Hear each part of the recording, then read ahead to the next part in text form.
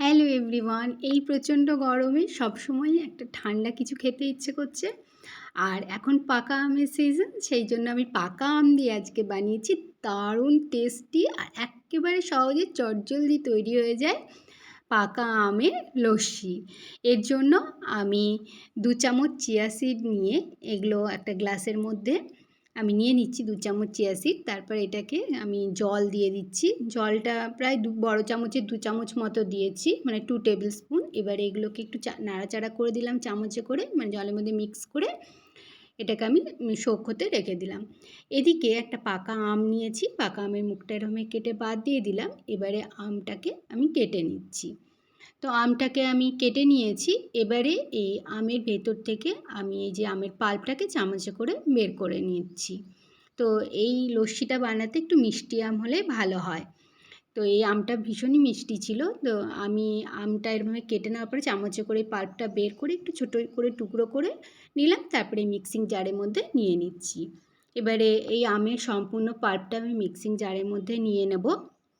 তো আপনারা এরমভাবে লস্যিটা চটজলদি বানিয়ে নেবেন। আর পাকা আমের এই লস্যি খেতে কিন্তু দারুণ লাগে। এবারে আমি এর মধ্যে দিয়ে দিচ্ছি 2 চামচ মতো চিনি আর দিচ্ছি 2 চামচ গুঁড়ো দুধ। গুঁড়ো দুধ দিলে টেক্সচারটা দারুণ আসে। এবারে এর মধ্যে আমি ফ্রেশ টক দই দিয়ে দিলাম হাফ কাপ মতো। এবারে এতে আমি দিয়ে দেবো 2 পিঞ্চ মতো লবণ, এতে টেস্টটা ব্যালেন্স হবে। তারপর আমি এটা মিক্সিতে ঘুরিয়ে নেব। তো আমি মিক্সিতে ঘুরিয়ে নিয়েছি। দেখুন কত সুন্দর কালার এসছে আর খেতেও কিন্তু দারুণ হয়েছিল। তো এটা আমি গ্লাসে সার্ভ করে নেব। তার জন্য আমি যে চিয়া সিডগুলো জলে সোক করে রেখেছিলাম, এগুলো ভালো মতো সোক হয়ে গেছে দেখুন।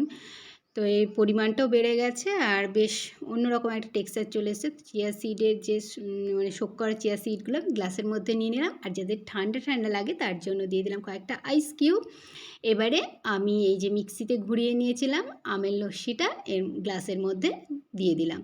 এবারে চামচে নাড়াচাড়া করে এই সব কিছুকে একটু মিক্স করে দিচ্ছি। এবারে তাহলেই কিন্তু দারুণ টেস্টি একটা লস্যি তৈরি হয়ে যাচ্ছে। তো আপনারা অবশ্যই এটা বাড়িতে ট্রাই করবেন। ছোট বড় সকলেরই ভীষণ ভালো লাগবে খেতে। বাড়িতে গেস্ট এলেও আপনারা চটজলদি বানিয়ে দিতে পারেন। যেহেতু ম্যাঙ্গো লস্যি, তার জন্য আমি আর একটু এরকমভাবে আম টুকরো টুকরো করে নিচ্ছি। আর এই টুকরো টুকরো আমগুলোকে আমি এবারে লস্যির মধ্যে দিয়ে দিচ্ছি।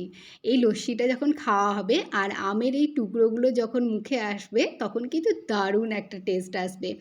তো আপনারা অবশ্যই বাড়িতে বানাবেন। আর please please to like, comment, share and subscribe to my channel. আজ এই পর্যন্তই। দেখা হচ্ছে পরের ভিডিওতে এরকমই সহজ সরল কিন্তু মজাদার কোনো রেসিপি নিয়ে। Till then take care. Thank you.